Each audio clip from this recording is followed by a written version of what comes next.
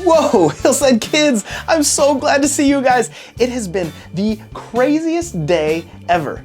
I don't think there has ever been anything crazier that has ever happened to me in the history of ever. So, get this. I'm walking outside and then all of a sudden, I'm swimming through a giant vat of spaghetti. I'm trying to climb out, but then I get chased by meatballs and the Parmesan cheese is laughing at me.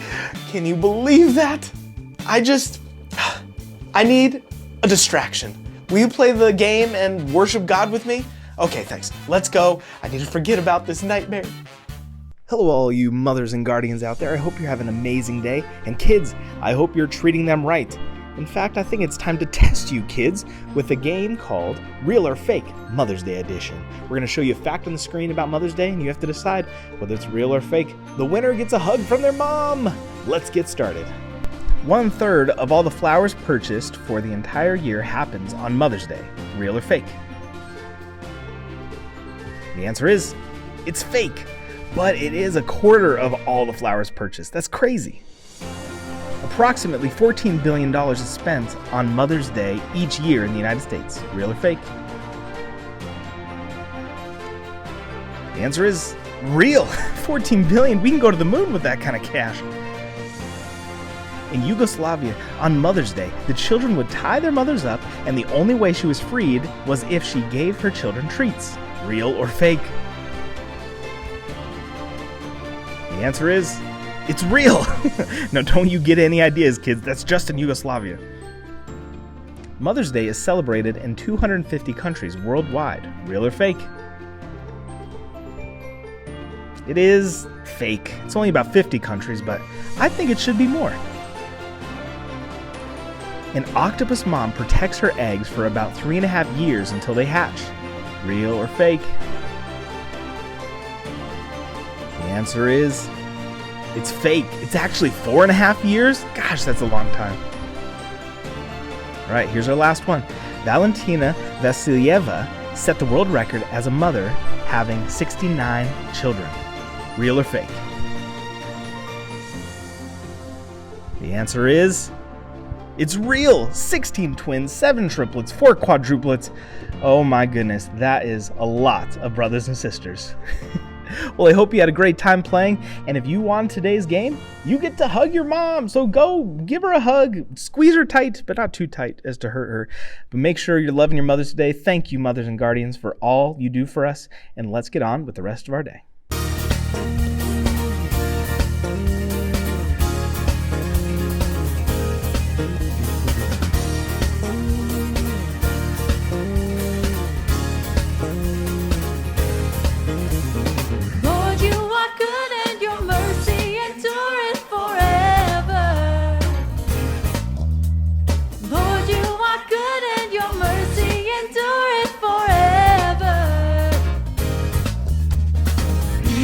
From every nation and tongue, from generation to generation, we worship you. Hallelujah, hallelujah, we worship you for who you are. We worship you. Hallelujah, hallelujah, we worship you for who you are.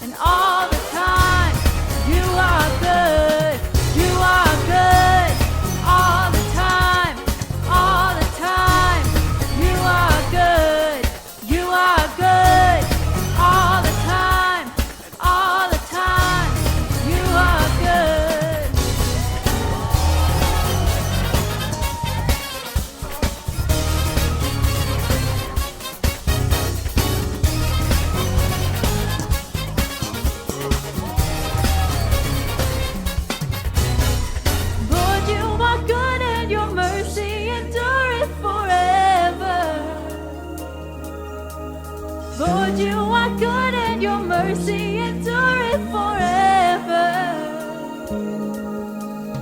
Lord, you are good and your mercy endureth forever. Lord, you are good and your mercy endureth forever. People from every nation and tongue, from generation to generation, we worship you. Hallelujah, hallelujah, we worship you for who you are. We worship you. Hallelujah, hallelujah, we worship you for who you are. We worship you. Hallelujah, hallelujah, we worship you for who you are. We worship you. Hallelujah, hallelujah, we worship you for who you are. For who you are. For who you are. You are good.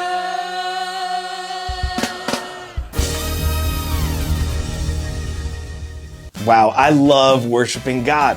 And you know how worshiping God, whether you're thinking about all the good things God's done for you or whether you're singing songs to God, it keeps your mind on track. Well, guess what I just realized? My whole spaghetti meatball cheese nightmare was exactly that. It was a nightmare. It didn't really happen. But wouldn't that be crazy if it really did happen? Has anything crazy happened to you lately, Carl? Well, look who decided to show up. I was taking a break from my route until y'all showed up. So now that you're finally here, I can... Oh, sorry. I thought I had a hole in the bottom of my bag and all my mail fell out. My bag does actually have a hole in it and all my mail's missing. Oh no, what am I gonna do? How am I gonna explain this? This is awful. Whoa, Carl, is everything okay out here? It sounds like there's a child in distress. Did you hear that? Excuse me? I was just inside when I heard someone shrieking. Does someone need help? Did you see where she went? No, I'm not sure where that came from. But look, here. Hey, Carl, your bag has a hole in it. Well, yeah, I know that. I'm freaking out because all my mail's gone. It fell out and now everyone's gonna be missing their mail. All right, let's take a deep breath. Oh yeah, you're right. Let's just take a deep breath. Wow, Andrew, that really worked. Okay, well, there's no reason to yell. No reasons to yell? Believe me, Andrew, out of all the reasons to yell, losing hundreds of pieces of personal mail, I think that gives me the right to raise my voice. Okay, all I'm saying is it's not gonna fix the situation if we keep panicking. Who's panicking? I'm not panicking. Are you panicking? Sure, I'm panicking. Now, when did you last have all the mail? Oh, retrace my steps. That's actually kind of smart. Let's think. I had them when I left my house. Okay. I had them when I visited Mrs. Butterscotchin. She gave me a jar of pickled potatoes. That's unexpected. Then I had them when I dropped off the letters to Mr. Montgomery's house. Then I had to run out of there. Why's that? Oh, his dog chases me. His dog got off the leash and chased me through the front yard. He would have torn me up if I didn't get over that big fence. Interesting. Was the top of the fence sharp? You know, now that you mention it, it kind of was. Wait, you don't think... Could the mail have come out while you were jumping the fence? It had to have. That fence must have torn a hole in my back, and now it's with that slimy dog. Fiddlesticks. I'm ruined. Now I'm gonna lose my job, Andrew. Well, don't get too worked up. You never know what could happen. Really, Andrew? You think the mail just landed in the yard and the dog didn't tear it up into little shreds like he usually does? He probably stacked them all nice and he's probably on his way to deliver them to me, huh? I mean, it could happen. Yeah, right. Like anything like that has ever happened. Well, believe it or not, crazier stuff has happened. Really? Like when? Well, do you remember the story of Tabitha in the Bible? Of course I know the story about Tabitha. What about her? Okay, well, as you know, Carl, Tabitha was a follower of Jesus. She loved God very much, and she always helped others, especially those who were sick and poor. So Tabitha was a very good person. Very, but one day she got very sick. So sick that she actually ended up dying. It was truly an awful thing. And of course, it made everyone who loved her extremely sad. Okay, I'm going to be honest with you. I was not very familiar with the story of Tabitha. Well, this is not how I wanted the story to end. Just wait. And now the word got out that the disciple Peter, you remember the disciple Peter, right, Carl? Of course, he was one of the original disciples of Jesus. He even walked on water with Jesus. Peter's great. Exactly. Well, they found out Peter was nearby and they sent 2 men to go get Peter and bring him back. Why'd they need Peter? Well, I think they were hoping for a miracle. Really? What happened next? Peter walked into the house where Tabitha was and people were surrounding him and they were all crying. They ain't the only ones. It was then that Peter sent them out of the room. He got down on his knees and then he began to pray. Oh snap, things are getting real. Peter turned toward Tabitha and said, "Tabitha, get up." Wait, isn't Tabitha dead? Yes, but we know God is a God of miracles, right? Right. So Tabitha opened her eyes, looked at Peter, and stood up. Tabitha was alive. Are you kidding? Hallelujah! Did her friends see her? They sure did. Peter called them in and everyone got to see what God did through Peter. That is the coolest story ever. I mean, God can do anything. Absolutely. And what I love most about this story is what happened next. Can you guess? Well, if it were me, I'd probably tell everyone I know what happened. Bingo! That's it. That's exactly what they did. Really? Really, everyone was so blown away that they couldn't help but go and tell everyone in the city. How cool is that? I mean, that's probably something we should all do as well. What do you mean? I mean, it's like if God does something really cool in our life, like forgive us, making us feel better, teaching us something, we should tell others so they can get excited about God too. You know, Carl, I think that's a great point.